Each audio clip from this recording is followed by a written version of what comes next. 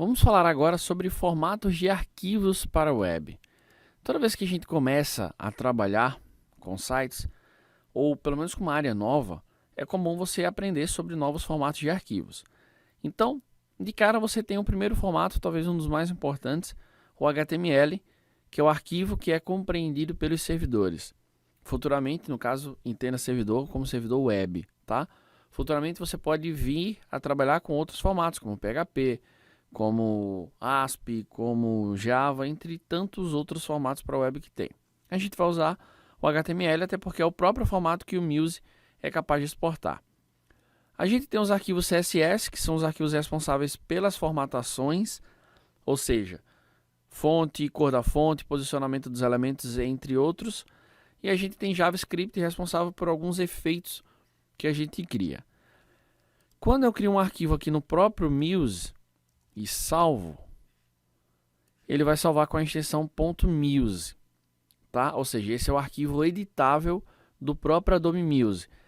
Ou seja, é aquele arquivo que eu vou sempre guardar para quando eu quiser fazer alterações no próprio projeto. Se eu quiser alterar HTML e CSS, aí eu vou lá nos arquivos exportados. Outros formatos que a gente usa são os formatos de imagem. Imagem a gente usa basicamente três formatos.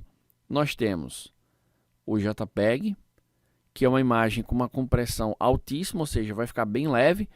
E só tem um pequeno problema, ao meu ver, que é o fato de não ter transparência, ou seja, você não consegue ter uma imagem com fundo transparente.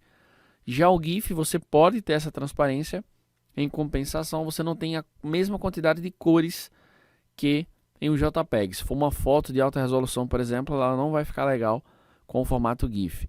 E nós temos ainda o PNG, que tem mais qualidade do que o GIF, eu diria que tem a mesma qualidade que um JPEG em termos de quantidade de cores, mas tem transparência, tá? Então esses são os principais formatos que a gente vai trabalhar ao longo do curso, ou seja, vamos dar uma recapitulada.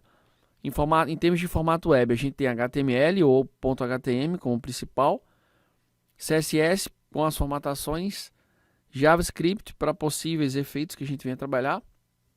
Em termos de imagens, a gente tem aí o JPEG, o PNG e o GIF, tá?